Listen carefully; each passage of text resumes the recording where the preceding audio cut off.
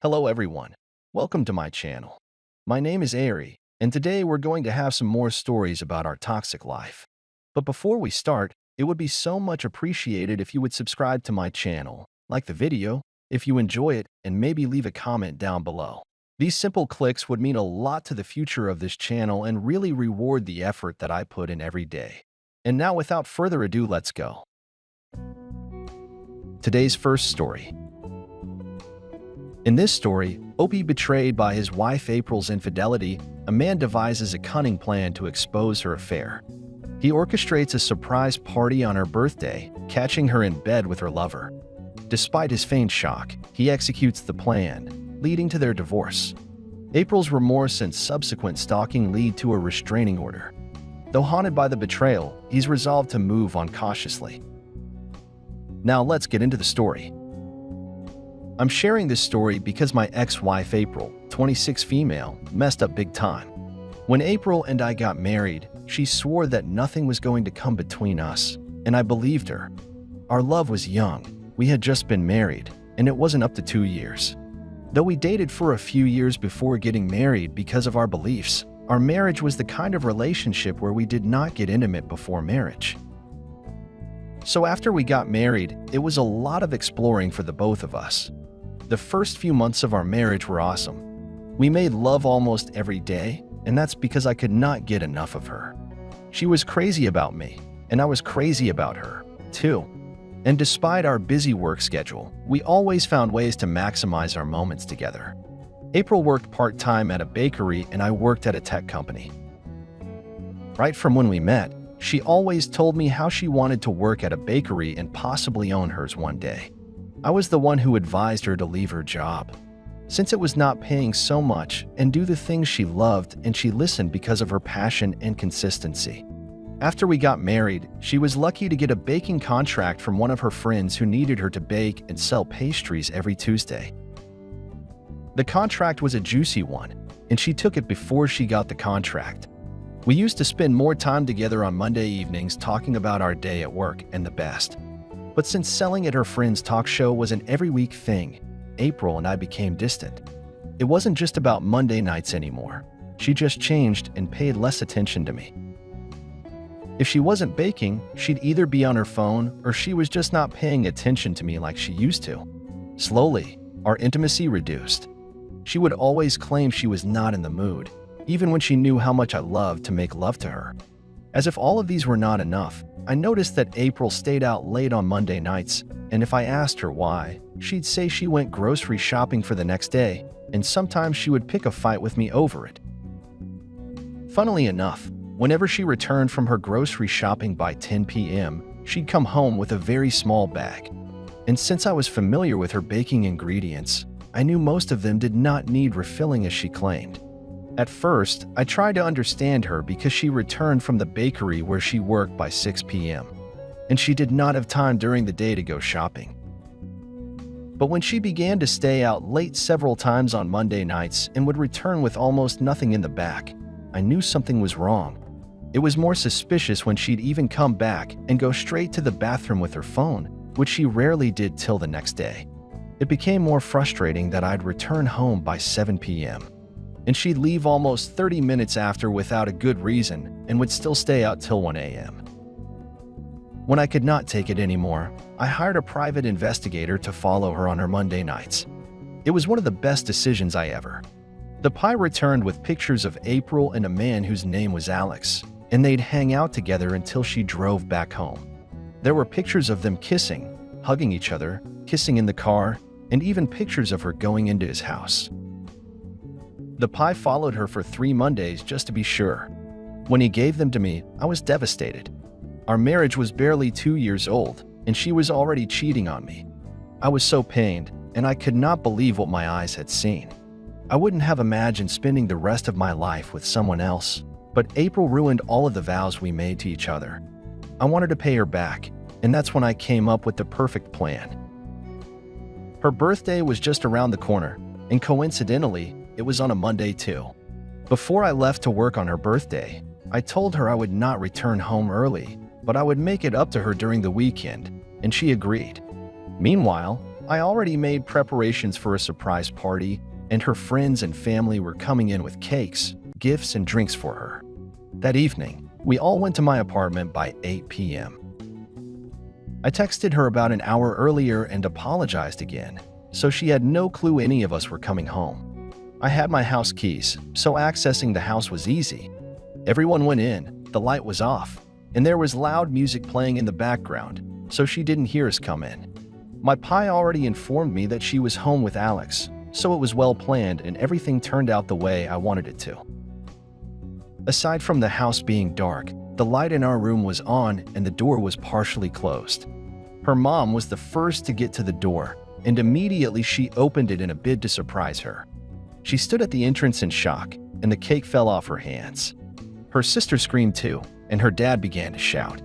April was caught red-handed on top of Alex, naked and pleasuring themselves. It all happened so fast, and before she could get up and cover herself, everyone had seen her. I acted surprised as well, but deep down I wasn't. I knew it wasn't the first time they were screwing each other.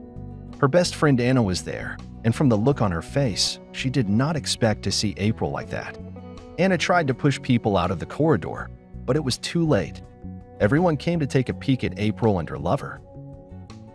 I pretended to be so hurt, and I punched Alex until I broke Snows. April's father tried to hold me down, but it wasn't working. April, on the other hand, was confused about who to beg or apologize to. She tried begging me and her parents at the same time, but her parents turned away in shame and left the house. I had to keep my act, so I threw both April and her lover out of the house, and the party was never held before her birthday. I had contacted a lawyer and my divorce papers were already on their way. When it was ready, April signed and we parted ways. As I expected, Alex ditched her. He just wanted a fling with her and did not think it would ruin her marriage. Her parents shut the door behind her too, but her best friend took her in for a while though. She was so disappointed. After our divorce, she showed up at my house a couple of times and stalked me on social media, even after I blocked her. In the end, she got sent a restraining order to stay away from me and stay off my property. Though it was all planned, I still find it hard to get rid of the image of April sleeping with her lover on our matrimonial bed. I miss her most of the time, but I'm glad I learned the truth early. I have moved on now, but I'm not ready for anything serious, and I don't think I'll be anytime soon. Today's second story. In this story, Opie navigates a troubled marriage with his 40-year-old wife, who chose a leisurely lifestyle while he pursued his career. Feeling disconnected, they attend a party where the wife flirts with a graphic designer. Suspicious of her actions, the surgeon discovers her infidelity by feigning intoxication. Confronted, she confesses to drugging him and cheating. He ends the marriage, realizing he deserves better. Despite her attempts to reconcile, he refuses, choosing to move on from betrayal and start anew. Now let's get into the story. I, 46, became a brain surgeon while I was married to my wife, 40. For 20 years, I worked my way up from an intern as I went through school. Before I became a brain surgeon, my wife decided she didn't need to work. I didn't mind her being my spoiled trophy wife as long as she continued to respect me and give me what I need whenever I'm home from work. Living in Hawaii is glorious, don't get me wrong. But after living there my whole life, I started to become accustomed to the beauty. I stopped going to the beach as often as we used to, and before I knew it, we stopped doing fun things basically altogether. Each time I got home from work, I was exhausted and didn't feel like doing much that same night. On the weekends, I was usually on call, so I wanted to keep prepared and close to the hospital. I wish my wife would have told me she was bored. I would have done something with her, and I did. When she unexpectedly told me she found a party for us to go to. There was hula, dancing, and drinking. We did a little of both, and while we sat at the bar, I was sure we would have a deep conversation about where we were at in life and what each other needed. Before I could start, I noticed she was on her phone. She would occasionally look around, but not to me. She was looking for someone. I asked her who she was looking for, but before she could lie, a man sat at the bar beside me. He introduced himself and started chit-chatting with me. His business was graphic design, and the hospital's contract with a boring graphic designer was just about to expire. I had mentioned it to my wife over a month ago, and I thought it was a strange coincidence that the party she wanted us to attend had a graphic designer that introduced himself to us. I shrugged it off. My wife watched us talk and get along well. She chimed in the conversation too, but the evening seemed up to a pleasant time, and I told this man that I consider signing him for a contract with the hospital. I arranged for him to come to our house for dinner to talk business and review his work portfolio. When we went home after the party that night, my wife was so giggly and excited. She said she loved watching me do business and wished she could watch me do brain surgery. I said she wouldn't be able to handle it with her queasy stomach. At dinner, we ate, talked, and laughed, all three of us. My wife made a gourmet dinner, and we ate in the backyard by the fire pit and palm trees while we had drinks. Afterward, I became extremely drowsy, more than usual. I knew I needed to get to bed, so I suddenly asked him to leave. He agreed graciously, and after he stepped out, I closed and locked the front door. Seconds before blacking out, I woke up in bed with the alarm going off. My wife said I was completely out of it last night. As I crawled up the stairs, I guessed I drank too much, but that wasn't it. My wife knew why I was so drowsy, though she just didn't tell me. She also didn't tell me what she did that very same night while I was unconscious. Nights like this happened twice more, so on the third time, I decided not to drink the wine my wife always gave me. I was pretty concerned that I couldn't figure out why I kept getting so drowsy when I drank. I noticed at dinner how close my wife was getting to this man without me included. They created conversation amongst themselves. Well, like they didn't need or notice me. This gave me an idea. I decided to pretend I was still getting drowsy like I needed to go to bed pretty fast. So I said goodnight and dismissed our guest, locking the door behind him. I kissed my wife goodnight quickly and went upstairs to lie down. My wife didn't know if I drank the wine this time, so after 20 minutes, she peeked in the bedroom to make sure I was sleeping. I lay in bed wide awake with eyes shut, pretending to be asleep. Around midnight, I thought I waited long enough to see what she was up to. That specific wine made me pass out suddenly, and my wife always wanted me to drink it. My heart was racing. I never snuck around my own house before. It felt like a bad dream, but when I tipped it to the closed and locked spare bedroom door, I knew I was doing the right thing. I started recording because I could hear my wife moaning. I wasn't there emotionally. I'm sure I would have been freaking out if I was, but I was so perplexed and mad, I was just glad to be recording him. I bumped against the door, and in a few seconds, it opened. AP was staring at me, amused and worried. He knew he was in trouble. My wife was in bed topless and worried. She was crying. After a moment's delay, she jumped up and stood by my side. Her eyes were full of desperation and apparently delusion because she tried telling me she would never do this to me and that she loved me with all her heart. AP grabbed his stuff and left, but on his way out, I tripped him. As he got up, I told him he was no longer my business partner. My wife took this moment to say she wouldn't be able to face the world without me. This was like a window into her brain.